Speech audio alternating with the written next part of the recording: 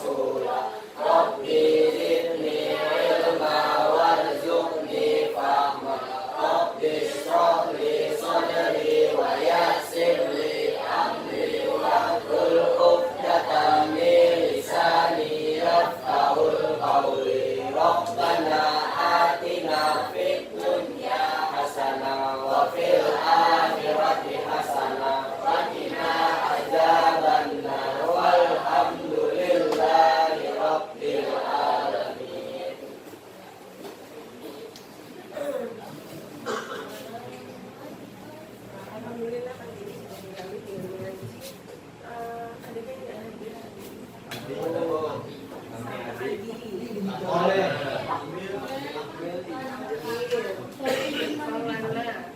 Kota asli lo ya? Panti asli. Ada ya, Bu. Ada. Alias kembar dua-duanya. Ada keterangannya kah? Ada. Ada dari ini ya. Dari. Ini dua-duanya ya. Kita garing semua ya. Kita doakan semoga yang sakit-sakit. Amin. Ya. Amin. Yang malas-malas kembali rajin. Terutama, iya. Tolong hubungi temanmu yang nggak masuk kemarin ya itu khusus supaya itu betul ya. Hari ini kita melanjutkan pelajaran kemarin tentang negara maju berkembang. Tapi kan hari ini giliran kalian yang presentasikan kan dari kemarin tentang apa itu negara maju berkembang. Masih ingat apa sih negara maju berkembang itu? Negara maju dulu. Negara yang kalau dunia dari ekonominya, kesehatannya baik semuanya dibanding dengan negara atau berkembang. Contoh sih negara maju satu aja, Amerika Serikat, Jepang. Sekarang yang maju, kalau yang berkembang kayak negara kita Indonesia. Nah, kita mulai dulu ya. Saya mau beritahu nih kalian tahu nggak informasi ini atau pengetahuan ini? Kita acak-acak. Nanti yang kebetulan ada namanya terpapar.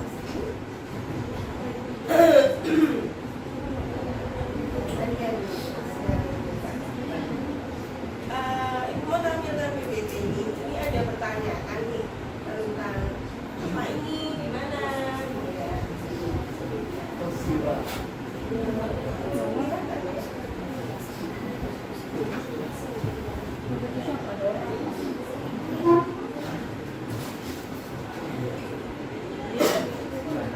Ya. Apa ini? Nah, tanya dulu nanti yang namanya arisan, ya kan biasanya. Nah, itu nanti dia menjawab pertanyaan apa ini. Cak ya. Belanda tuh belum.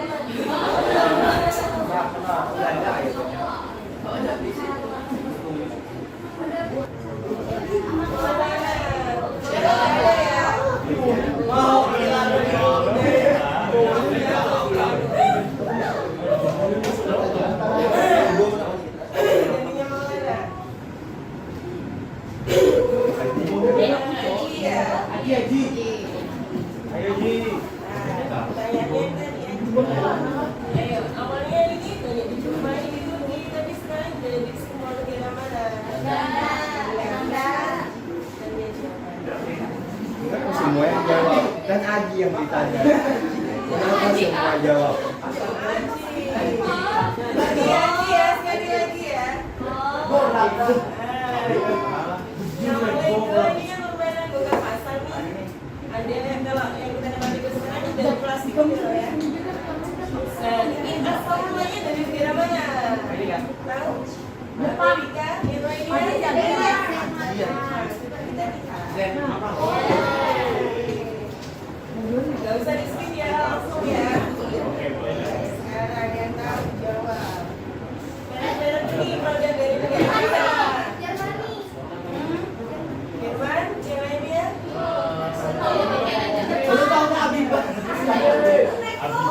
Ini apa nih? Ini apa? Oh ini RT.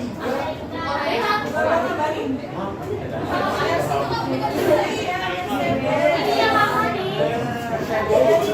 Oh Jerman. Yes.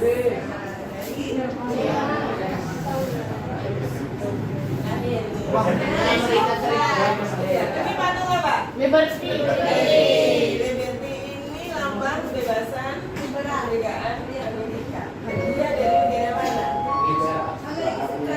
Dia dari negara mana? Hah? Dari negara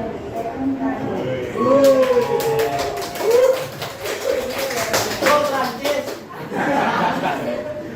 Terakhir nih.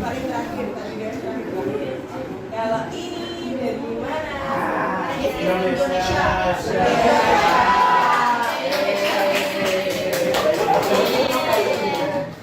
dikira namanya warga Jepang, jadi Jepang tetapi Indonesia. Jadi kamu dari polisi. Oke, sekarang ini Dubai. namanya apa? Burj Khalifa, Bu.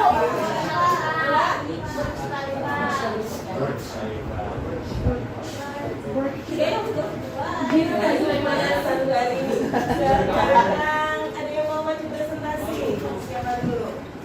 Iya. Saya.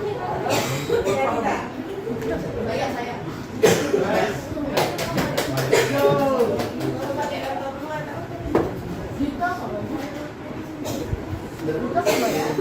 Yang lainnya nanti aturannya tolong disimak yang presentasi ya. Nih. Assalamualaikum warahmatullahi wabarakatuh. Saya Nandita Fitri Salma ingin mengenalkan dan mempresentasikan tentang Mongolia.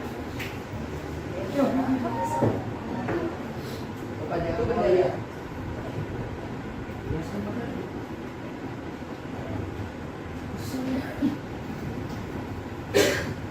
Jadi di sini ada tentang Mongolia. Jadi Mongolia ini 100% daratan, tidak ada sama sekali bertemu dengan lautan. Jadi di bagian utaranya itu Rusia. Baik, pokoknya Mongolia ini terhimpit oleh dua benua besar yaitu Cina dan Rusia. Di bagian utara ada Rusia, di bagian selatan ada Timur Cina, selatan Cina, barat Cina, dan sebelah baratnya ada lagi Kazakhstan. Jadi ibu kota dari Mongolia adalah Ulaanbaatar.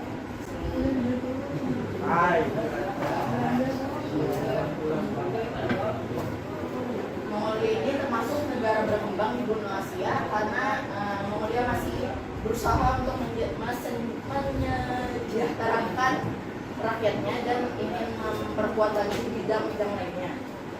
Mongolia atau Land of Eternal Blue Sky adalah negara kesatuan yang bersistem semi presidensial dengan terbentuk Republik Konstitusional Cina, juga negara terkurung daratan di Asia Timur. Dan sebagian besar wilayah Mongolia memiliki tanah yang gersang, banyaknya wilayah berupa padang rumput dengan pegunungan di bagian barat dan utara dan gunung Gobi di selatan. Mayoritas penduduknya beretnis Mongol yang menganut agama Buddha Tibet dengan kehidupan nomaden. Apa sih kehidupan nomaden itu? Kehidupan nomaden itu adalah suatu kehidupan yang seseorang itu berpindah-pindah, tidak di suatu tempat saja, dia berpindah-pindah. Dan mereka juga punya rumah yang namanya ger itu rumah tradisional, namanya ger. Nanti aku lihat di pas slide terakhir. Jadi ger itu terbuat rumah yang terbuat dari bulu domba. Jadi orang-orang etnis sana kebanyakan berpindah-pindah menggunakan rumah tersebut. Jadi sini ada pendidikan di Mongolia. Jadi ini aku belum dapat 100%-nya, tapi aku cuma dapatnya segini aja. Jadi di Mongolia tahun ajaran dimulai pada bulan September dan berakhir pada bulan Juni. Dan usia resmi masuk sekolah dasar adalah 6 tahun. Sistem ini disusun sedemikian rupa sehingga siklus sekolah dasar berlangsung selama 5 tahun, SMP-nya berlangsung selama 4 tahun, dan SMA-nya berlangsung selama 3 tahun. Tapi meskipun Mongolia telah memperluas pendidikan tinggi, mengadakan pelatihan pendidikan lokal, dan memiliki sejumlah tenaga pendidikan dan pengembangan, faktor-faktor ini tidak cukup untuk membangun kapasitas penelitiannya. Jadi masih termasuk tergolong rendah untuk pendidikan di Mongolia. Mongolia ini juga kurang faktor-faktor yang penting lainnya, termasuk tata kelola yang baik, budaya pendidikan yang ketat, dan pendanaan yang memadai. Untuk ekonomi Mongolia ini digolongkan sebagai ekonomi berpenghasilan menengah ke bawah oleh Bank Dunia. Sekitar 22,6% penduduk hidup dengan kurang dari 1,25 US dollar per hari. Pada tahun 2011, PDB per kapita adalah 3.100 dolar, meskipun mengalami perubahan, proporsi pendudukan di bawah garis kemiskinan diperkirakan sebesar 35,6% pada tahun 1994, 36,1% pada tahun 2023, dan 32% pada tahun 2006. Jadi Mongolia ini termasuk ekonomi yang kelas bawah. Dan untuk aku ada dengar di beberapa situs dan blog katanya negara Mongolia ini kaya, cuma rakyatnya miskin. Nah, itu beberapa ungkapan dari orang-orang. Dan kegiatan ekonomi di Mongolia telah lama didasarkan pada pengembalaan dan pertanian. Jadi mereka itu berfokus pada pengembalaan dan pertanian karena di sana lebih banyak hewan. Jadi di sana tuh hewan ternak lebih banyak dibanding manusia katanya. Manusia di Mongolia itu lumayan sepi dan lebih banyak di pengembalaan dan pertanian. Meskipun pengembangan cadangan mineral tembaga atau bara molybdenum, timah, tungsten dan emas yang ekstensif telah muncul sebagai penggerak produksi industri. Selain pertambangan dan pertanian, industri yang dominan dalam komposisi PTB adalah perdagangan besar dan eceran serta jasa, transportasi dan penyimpanan, dan kegiatan real estate. Juga Mongolia menghasilkan 1/5 hasil mentah di dunia. Mongolia tidak pernah terdaftar di antara negara besar berkembang hingga Februari 2011 ketika analisis dari Citigroup menetapkan Mongolia sebagai salah satu negara penghasil pertumbuhan global yang merupakan negara dengan prospek pertumbuhan paling menjanjikan untuk tahun 2010 hingga 2020. Ini juga agak sulit dicari karena minimnya tentang Mongolia. Harapan hidup saat lahir di Mongolia meningkat secara bertahap sejak tahun 1905 dan mencapai 63 tahun untuk pria dan 72 tahun untuk wanita pada tahun 2019. Mongolia mewarisi sistem pelayanan kesehatan yang relatif baik pada periode sosialisasinya.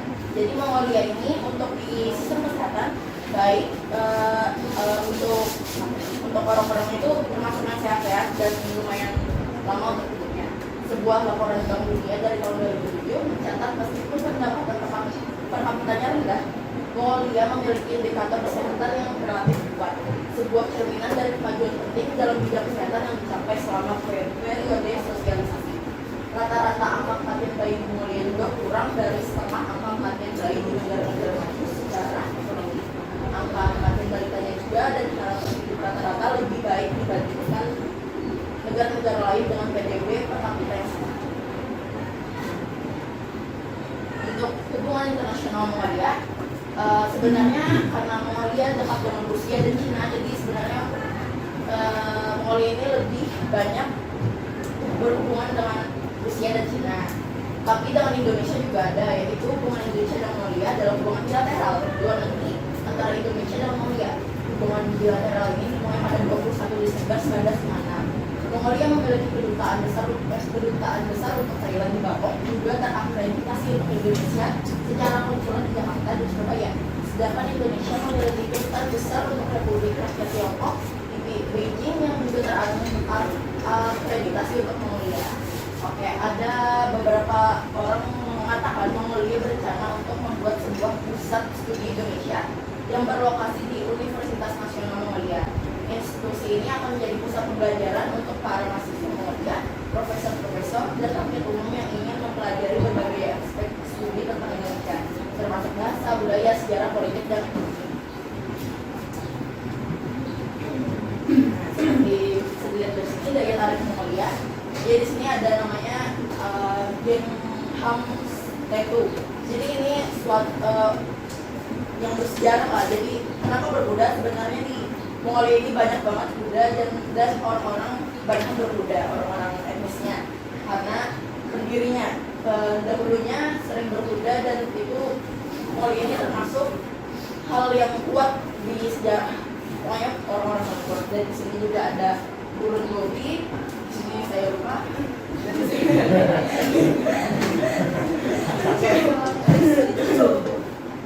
Ya, sekian. Satu orang nanya silakan angkat tangan sebut nama nomor absen. Iya. Tanya. Jelas semuanya. Silakan bertanya.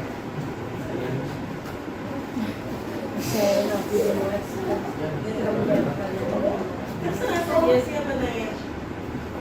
Iya, silakan nanya. Nah, jadi land of eternal blue sky ini artinya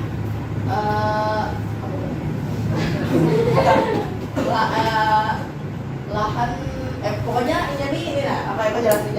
kan setahun ada 365 hari. Jadi selama di Mongolia, selama 260 hari itu cerah. Jadi selalu beriklim cerah. Jadi kenapa dinamakan Land of Eternal Sky? Karena ya 260 hari itu cerah pastinya. Jadi kan itu hampir setahun ya ada sih punya cerah. Jangan kita kan beberapa bulan gelap beberapa ini. Emang? Oh jadi? Coba mau itu kan lihat di ekonomi.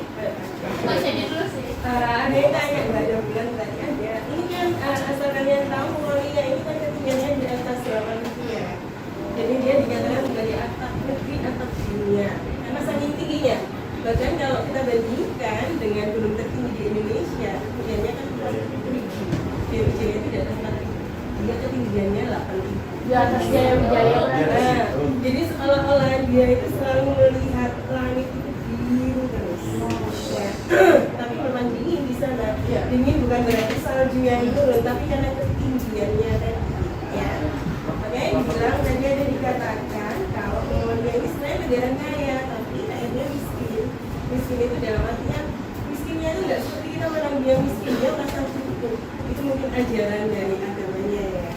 Tetapi banyak barang tambang yang kurang mereka eksploitasi karena mereka lebih fokus pada pertanian dan tadi pengembangan. Bisa kita Sekian dari saya tentang Mongolia ini. Semoga bisa diterima dengan baik. Sekian, terima kasih. Assalamualaikum warahmatullahi wabarakatuh. Setelah ini beredarkan kertas, kalian isi, tuliskan presenter 1 ya. Kalian hanya menuliskan menurutmu ya, ini ketika presentasi sudah menguasai, cukup menguasai atau belum menguasai, itu aja ya. Menguasai Kami menilai cukup atau belum. Jadi misal 1, presenter 1 atau kan Nagita, nggak usah ditulis namanya, nggak apa-apa. Kalian tuliskan di situ menguasai, misalnya juga sangat menguasai. Siap-siap Anita ya.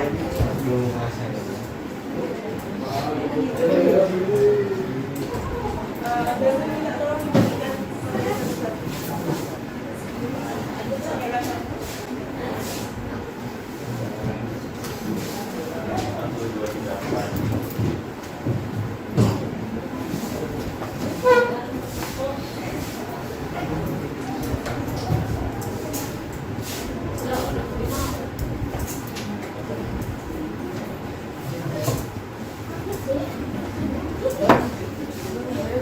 Lalu nama kamunya Ditulis ya.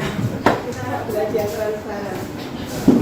Udah nilai, udah tahu siapa yang nilai dan siapa yang nggak. Tulis namamu.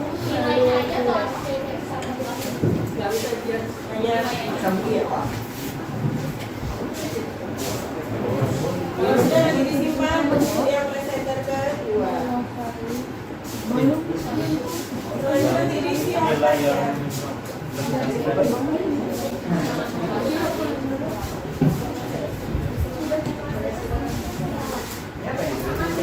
Sudah nyawain.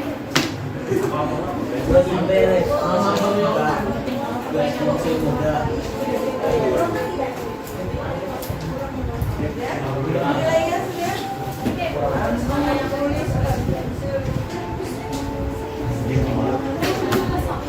Mau belum? Benar ya Ranita? Assalamualaikum warahmatullahi wabarakatuh. Enggak apa-apa. Biar benar dulu semuanya. Sudah atau belum kan nilainya?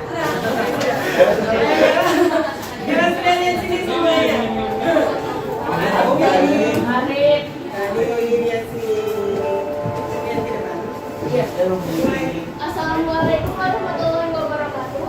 Waalaikumsalam warahmatullahi wabarakatuh. Jadi hari ini saya akan mempresentasikan tentang negara Norwegia atau yang terkenal dengan suku Vikingnya.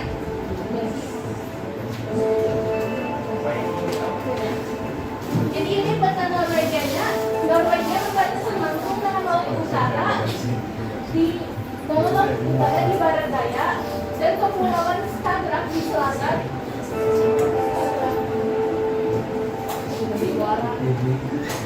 terus Laut Norwegia di barat, serta Laut Barents di timur laut.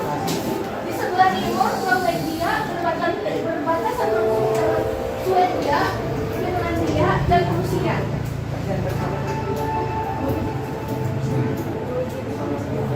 Nah, jadi ini tentang Norwegia, saya jelaskan 5 saja dari sini.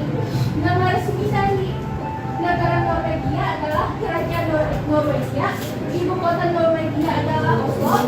Bentuk negaranya adalah monarki konstitusional atau kerajaan.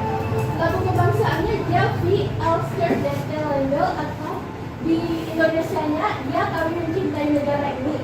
Luas wilayahnya 323.802 kilometer persegi dan iklimnya itu sedang di sepanjang pantai, dimodifikasi oleh arus Atlantik Utara, interior yang lebih dingin dengan curah hujan yang meningkat dan musim panas yang lebih dingin, hujan sepanjang tahun di pantai barat dan sebagainya.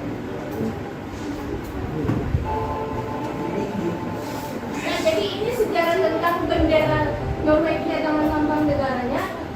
Jadi bendera Norwegia ini terinspirasi dari bendera Denmark atau Denborg. Nah, kalau lambang kerajaan Belgia itu terbagi menjadi 2, ada yang untuk kerajanya dan untuk kerajaannya. Ikon singa berdiri pertama kali digunakan oleh Sven Sigurdsson atau rajanya yang berkuasa antara 1184 sampai 1202. Sementara simbol Gamak ditambahkan pada akhir abad ke-13 untuk menyimbolkan Raja Olaf II yang dinobatkan sebagai Raja Abadi Norwegia.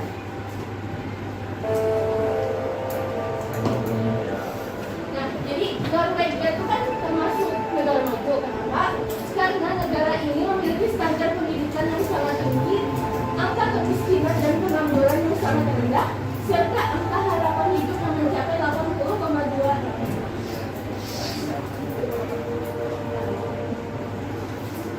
Nah, jadi masuk ke bidang pendidikannya, pendidikan di negara Norwegia itu, sistem pendidikan negara Norwegia adalah salah satu yang terbaik di Eropa, dan tingkat pendidikan di Norwegia lebih tinggi daripada rata-rata Eropa. Pemerintah menggratiskan biaya sekolah untuk semua jenjang dan untuk siapapun, sehingga memungkinkan warganya memperoleh pendidikan yang sangat tinggi dan yang tinggi dan layak. Hal ini membuat akses pendidikan yang sama untuk semua dan kesempatan menyelesaikan pendidikan yang sangat besar. Nah, hak atas pendidikannya itu semua anak dan remaja di Norwegia memiliki hak dan kewajiban untuk menyelesaikan sekolah dasar dan sekolah menengah pertama. Orang dewasa juga berhak atas pendidikan dasar dan menengah pertama. Sistem sekolah Norwegia dapat dibagi menjadi 3 bagian. Sekolah dasar atau Barneskool itu usianya 6 sampai 13 tahun. Sekolah menengah pertama atau Ungdomsskool itu usianya 13 sampai 16 tahun. Dan sekolah menengah atas atau Videregående itu usianya 16 sampai 19 tahun. Dan terus sekolah pendidikannya itu proporsi pendidikan tinggi telah meningkat lebih banyak antara perempuan dan laki-laki. Pemerintah setempat aktif mendorong pertumbuhan pendidikan di daerah-daerah terpencil dengan hibah atau sukarela dan skema pendanaan lainnya.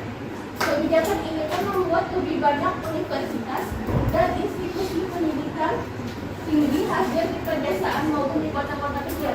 Nah, kehidupan pelajar di Norwegia itu kebanyakan orang Norwegia kehidupan saat menjadi siswa itu adalah masa yang sangat kaya, sangat sosial, dan aktif dalam hidup.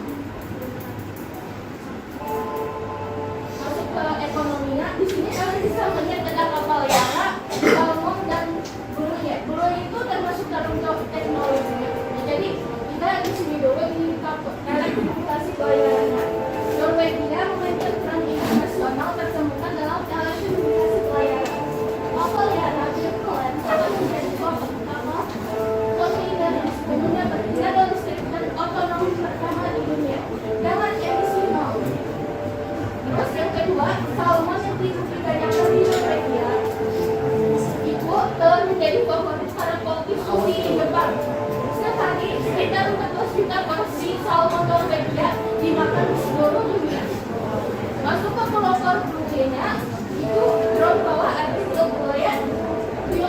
menetapkan standar baru di bidang radio. Ini teknologinya adalah dikembangkan oleh pengusaha dan peneliti Norwegia untuk bertahan dalam kondisi sulit, termasuk arus kuat dan badai laut. Bahkan, muat investasi Anda saat penerbangan. Dan ke bagian kesehatannya, nah jadi untuk di bidang kesehatannya, Norwegia juga menggratiskan biaya perawatan kesehatan. Jadi di situ tuh gratis pokoknya. Nah, terus kebijakan pelayanan kesehatan di Norwegia. Kebijakan ini didesain untuk menciptakan kesehatan bagi seluruh warga negara tanpa memandang status sosialnya.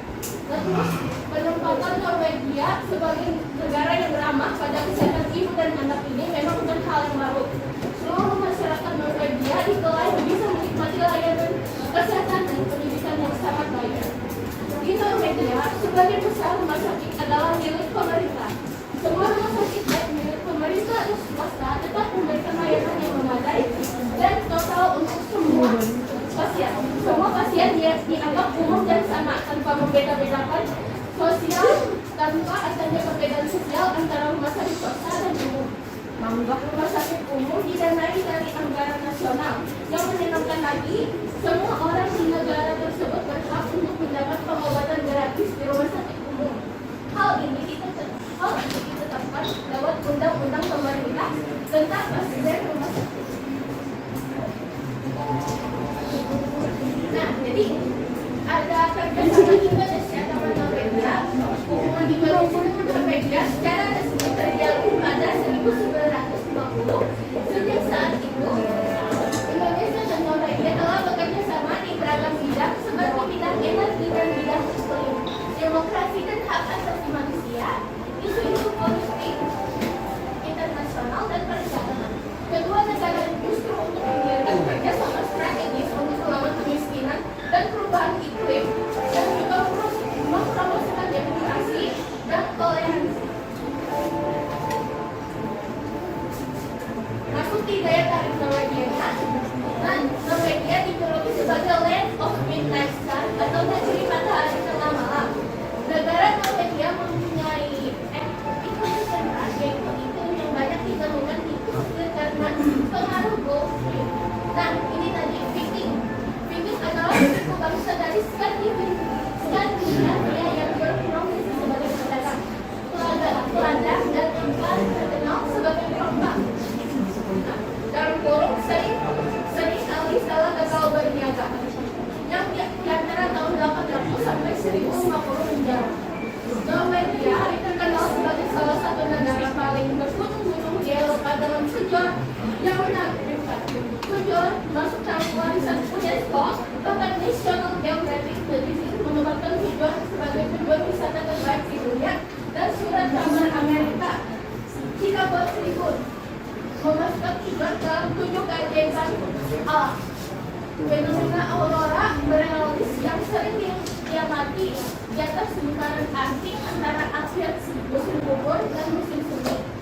Suku Sami yang merupakan penduduk asli di Norwegia. Nah, itu penduduk Sami itu yang di sini yang merupakan penduduk asli di Norwegia. Suku Sami menjadi inspirasi dari film Frozen 2, yaitu suku Nordhudra yang mirip dengan suku Sami. Nah, jadi Frozen 2 itu terinspirasi dari suku Sami dari Norwegia ini. Nah, jadi sekian dari saya. Apakah ada yang ingin bertanya? Satu orang aja.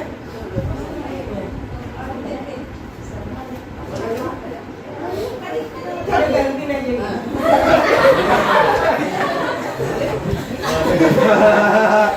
Hai lah.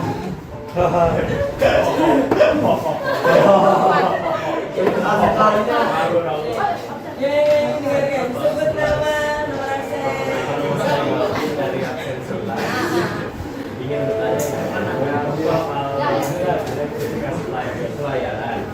Nah, kapal pelayaran itu menjadi kapal kontainer yang sepenuhnya bertenaga listrik. Itu maksudnya otomatis kah atau ada yang mengendalikan? Itu otomatis karena dikendalikan oleh sistem pengendalian jarak jauhnya atau autonomous. Jadi nahkodanya itu nggak mengendalikan kapal jaraknya sama sekali, melainkan oleh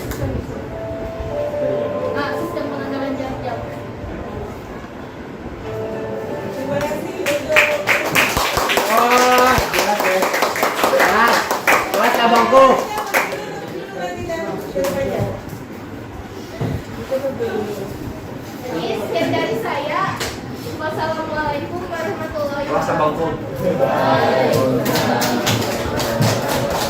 Ya, sekarang silakan dinilai bagaimana penampilan Alina. Ilmu mati ya bangku. Tapi perhatikan untuk yang lain-lainnya ya. Nanti kalau presentasi lanjut aja. Presentasinya ada. Kita dengarkan. Kalau kalian presentasi, usahakan kalian itu nggak ngadu. Kalau saya nggak bisa ya, nggak bisa terus. Tapi kalian ngadu audiensnya. Yang merasa yang dipresentasikan gitu ya. Jadi lain kali begitu ya. Jangan ngadu ke teman-teman, jangan usaha. Kalau kamu yang menjelaskan terus menghadapi kalian, gitu ya. Oke, sekarang sebentar. Kita screening dulu. Iya. Kelas bangku. Nyala. Ini supaya kita nggak bosan, supaya kita lebih tenang. Sebenarnya ini pagi yang menenangkan sih. Tapi supaya tambah tenang. Sebelum nanti kita siap-siap yang poster ya. Yang poster dimulas. Yang poster siapa?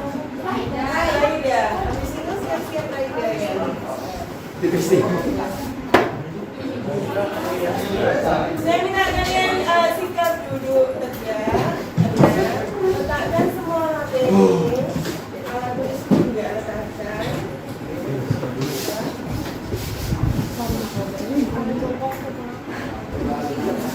Ini yang Ibu Adi kemarin ketemu. Apa ya? Oh, yang kemarin. Tapi bukan di ini saya minta kalian untuk mendengarkan sesuatu supaya nanti begitu Raida memberikan presentasinya poster ya Raida ya.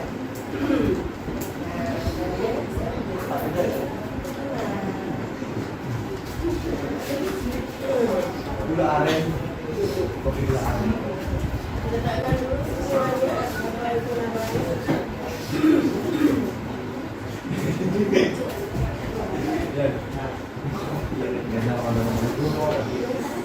Ya, letakkan alatnya. Jauhkan matanya dulu ya. Ya. Jangan tidur. Jangan tahu. Mulai. Ya.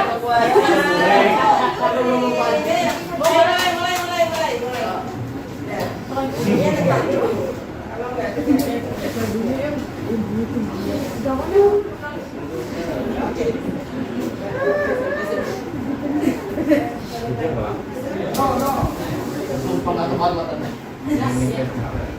Gimana, Bu?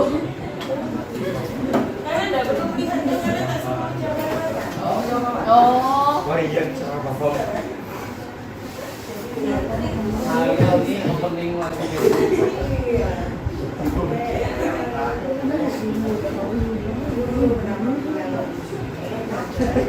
Gula yang paling mana nih, Bu? Iya. Kalau punya pada tulis sudah penuh. Ini aja. Dari pejamkan matanya. Letakkan alat-alatnya di tangan dulu kalau ini.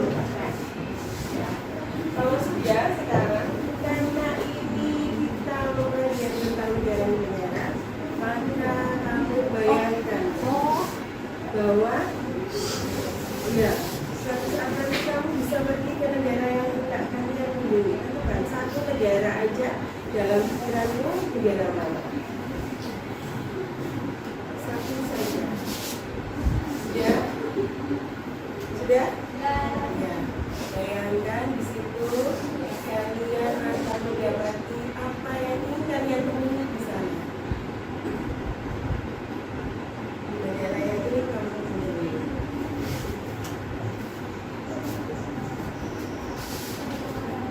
Negara apa sih? Sudah.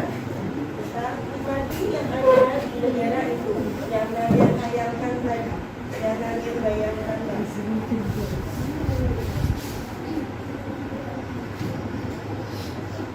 Kalian akan gembira di situ.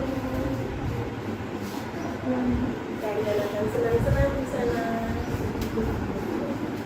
Itu terpancar dari wajah. Jadi nanti bahwa kalian senang dan menikmati yang ada di sana.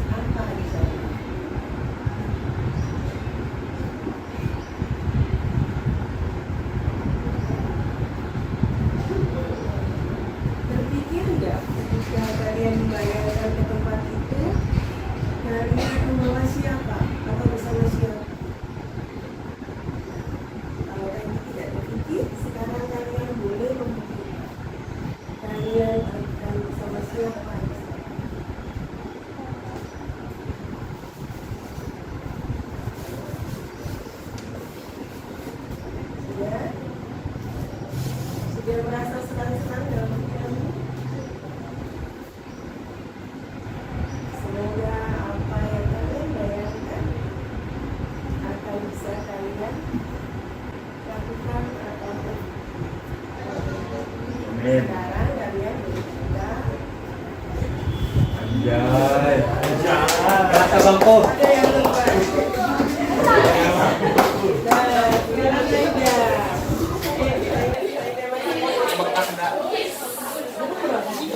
Nah, sekarang aja.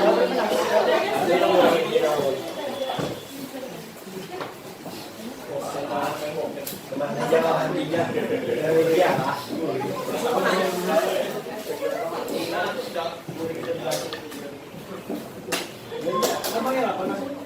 Nggak mikir panjang sama saya. Udah hanya negara malah.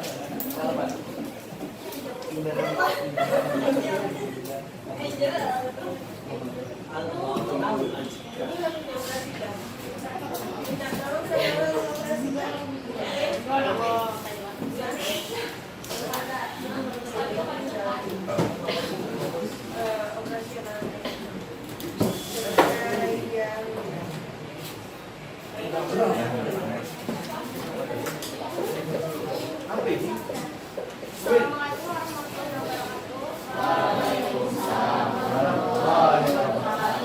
Perkenalkan, aku Raida. Di sini aku akan menjelaskan tentang negara Nauru yang dibentuk tahun 2006. Mungkin beberapa dari kita masih banyak yang asing dengan negara Nauru. Jadi negara Nauru itu merupakan negara dengan pulau terkecil, namun bukan negara terkecil di dunia. Jadi luasnya itu hanya 21 km persegi. Jadi kalau misalnya dibandingkan dengan Kalimantan Selatan yang hanya 37 km persegi, Nauru ini lebih kecil dari Kalimantan Selatan dan populasinya hanya 10 sampai 12 ribu penduduk. Nah, Nauru ini berada di barat daya Samudra Pasifik, 60 km di selatan Khatulistiwa, dan kalau bisa dilihat itu ada Papua Nugini, Indonesia sebelahnya, berarti sebelah timurnya itu baru ada Nauru.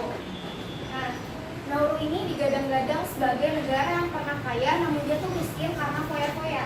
Hal itu disebabkan pertama oleh keadaan ekonominya. Nah, pada tahun 1960-an, Nauru itu merdeka dari jajahan Inggris. Pada jajahan Inggris itu mereka berada di sektor pertanian dan perairan. Lalu setelah merdeka, mereka berganti pada sektor pertambangan. Ternyata di Nauru itu banyak sekali terdapat fosfat. Nah, fosfat itu merupakan bahan baku untuk pupuk. Di Nauru ini hampir 80%-nya adalah fosfat yang berasal dari kotoran burung. Makanya itu ada burung, jadi itu merupakan burung guano, tapi itu bukan gambar burung guano ya. Di situ di Nauru itu banyak sekali migrasi dari burung guano yang menyebabkan adanya kotoran burung tersebut dan mengendap selama berabad-abad menjadi fosfat. Nah, fosfat tersebut kan tadi bahan baku pupuk, dan setelah Perang Dunia II jelas populasi itu meningkat dan kita membutuhkan pangan. Jadi Nauru ini eksploitasi secara besar-besaran tambang fosfat tersebut, dan pada akhirnya Nauru menjadi negara terkaya.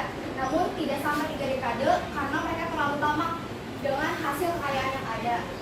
Nah, bahkan di tahun 1975 Nauru memiliki penghasilan 2, miliar US dollar, dan pada 1980 memiliki PDB sekitar 27.000 US dollar, mengalahkan Amerika Serikat yang pada saat itu hanya 12.500 US dollar. Mereka dan hasil-hasil dari pendapatan tersebut disebarkan oleh masyarakatnya dan menyebabkan masyarakatnya itu jadi kaya, sangat-sangat kaya. Pada saat itu juga pelayanan kesehatan, pendidikan, transportasi itu gratis dan pajak itu dibebaskan. Lalu setelah itu karena terlalu tamak, pemerintahannya juga korupsi, namun masyarakatnya itu tidak peduli, nggak peduli karena mereka juga mungkin terlihat sudah makmur gitu aja, kan peduli dengan pemerintahannya yang korupsi. Nah, setelah itu karena eksploitasi yang berlebihan, ada namanya efek over, di mana pada tahun 1992 itu Nauru menghentikan tambang ini karena merasa tanahnya itu sudah habis karena tambang, jadi perkebunan yang berkepanjangan dan tidak bisa ditanami. Namun ternyata karena tidak dapat mengendalikan itu, mereka kembali lagi tuh menambang fosfat sampai akhirnya fosfatnya habis karena dieksploitasi berlebihan.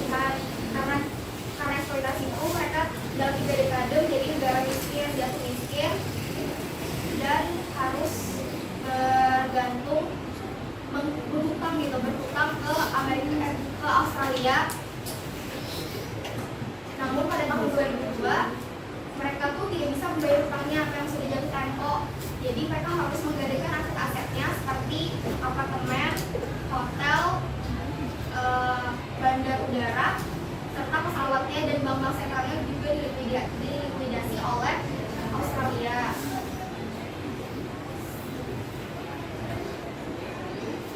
Lalu di bidang kesehatannya, pada saat Nauru ini lagi makmur-makmurnya kan, jadi pada saat itu juga terjadi impor yang signifikan dari Australia, yaitu barang-barang dan makanan-makanan yang tinggi lemak dan gula. Jadi pada tahun 2007 itu WHO mengeluarkan data sebesar 94,5% penduduknya itu memiliki berat badan yang berlebihan dan 71,4%-nya mengidap obesitas.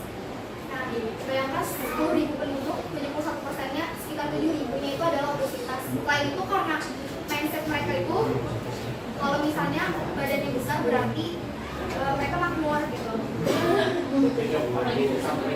Nah, untuk sekarang itu angka harapan hidupnya laki-laki 59 tahun dan perempuannya 62 tahun. Tingkatnya pada saat mereka lagi jaya-jaya itu Nauru bahkan bisa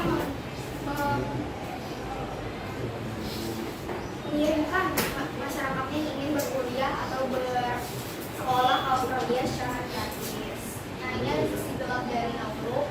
Pertama, ada eksploitasi berlebihan, merusak lingkungan, gaya hidup tidak sehat, pembebasan pajak dan tempat pencucian uang, obesitas, dan suka berutang.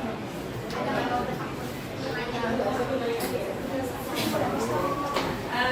Untuk sesi ini nggak usah pertanyaan, tapi saya lebih mau tahu kalian salah satu orang. Apa yang kita bisa ambil dari negara Nauru? Pelajaran apa? Jangan egois. Jangan berpuas hati dahulu. Jangan apa? Berpuas hati. Berpuas hati dahulu. Jangan berhutang. Ada lagi? Jangan banyak-banyak. Oh, jangan berhutang ya. Jangan banyak. Jangan bergantung pada satu sektor saja. Jangan, ya, untuk satu negara jangan bergantung pada satu sektor saja, ya. Karena dia punya sumber daya alam yang banyak juga. Kita mesti mau untuk tampil mereka.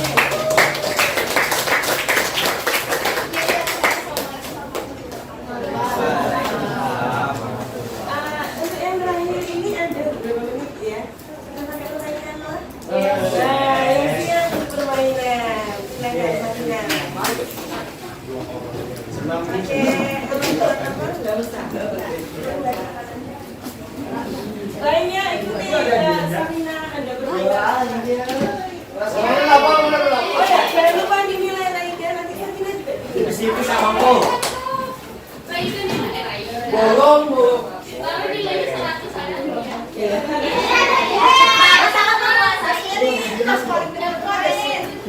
Udah makan aku dulu nih.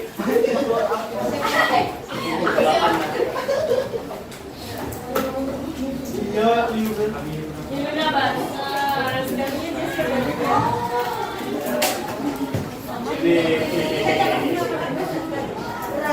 Jadi hari ini kita anak main kuis. Anjay. Kuisnya tentang julukan negara. Anjay. Karena waktunya sedikit, jadi ibu minta sedikit aja waktunya. Terus ini maju boleh?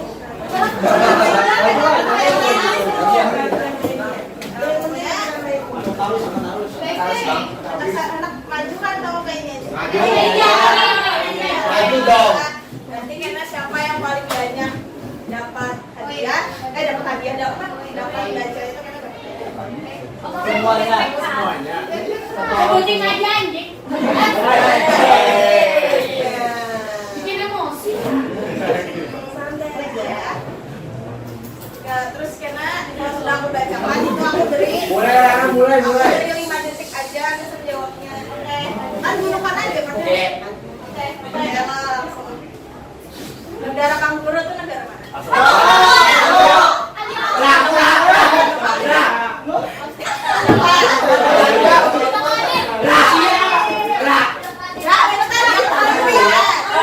Sebentar begini supaya tahu mulutnya itu didiam dulu ya. Lihat yang bener dong.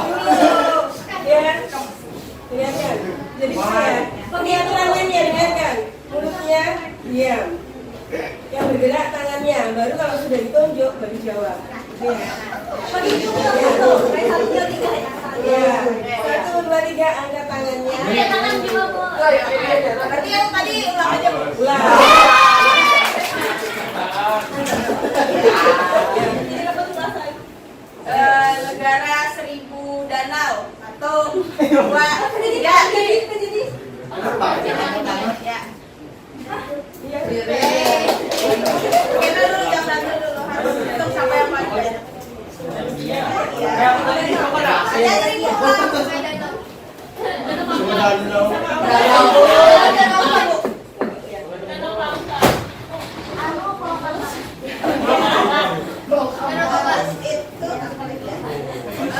Negara ginseng.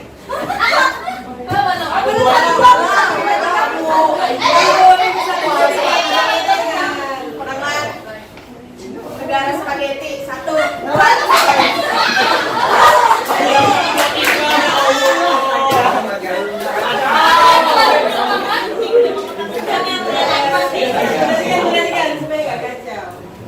Negara spaghetti. 1, 2.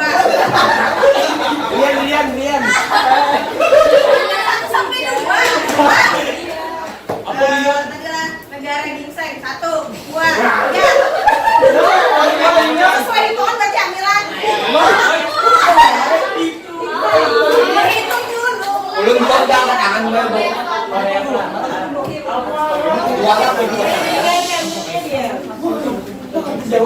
Hadang dulu, hadang.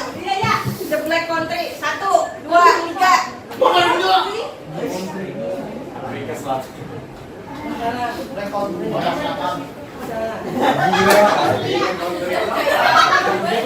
Boleh Inggris ya. Jelas semua bukan. Bukan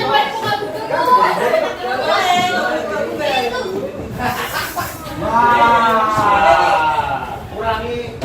Hell on Earth. 1, 2, 3. HOLL.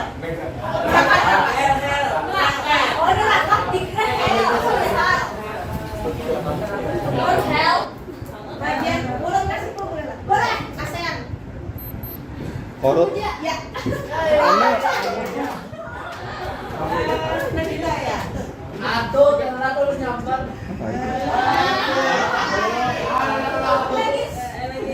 Negara lumbung padi. 1, 2, 3. Makan di sini banget.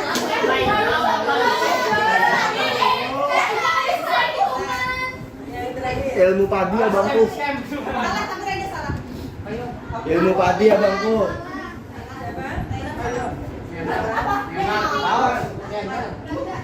Bukan Indonesia, Indonesia, Filipin. Yang lain coba. Ya.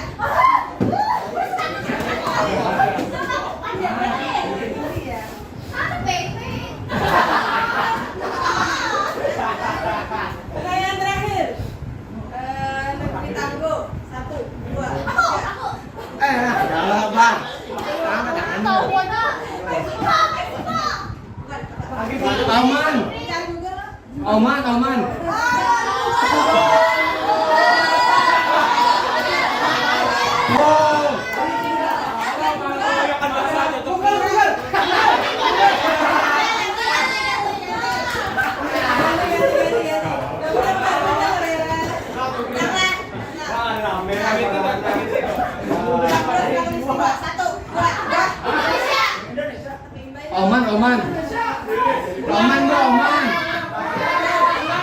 Aman, negara aman.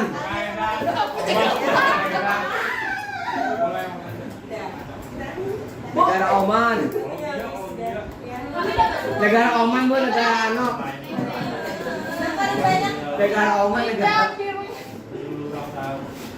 Ini, kedua ulang tahun, akan cepat nah.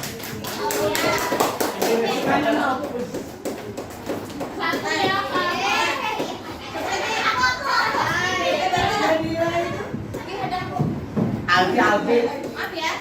Karena ini lagi kan cuma 5 yang mandang soalnya. Maaf ya, ini sudah cepat punya batik. Minggu depan lagi lah. Minggu depan kan tahu. Minggu depan PS5. Oke, udah. Gagal, ini gagal. Coba yang akan datang. Kita belajarnya.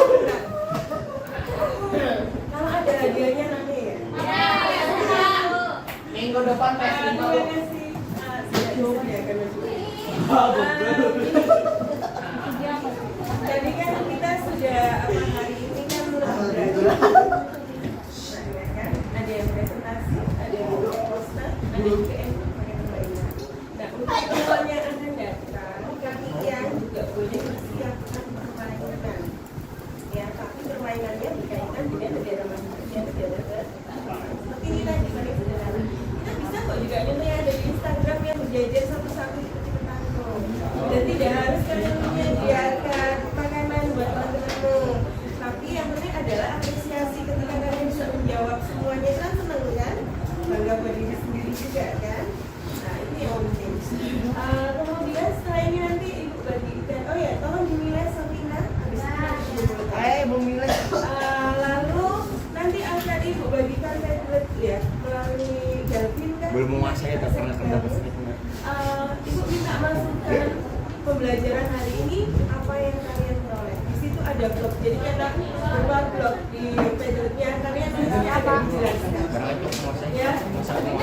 Ditunggu nanti browsernya sampai istirahat kita isi semuanya tabletnya. Ngerti? Ya. Oke.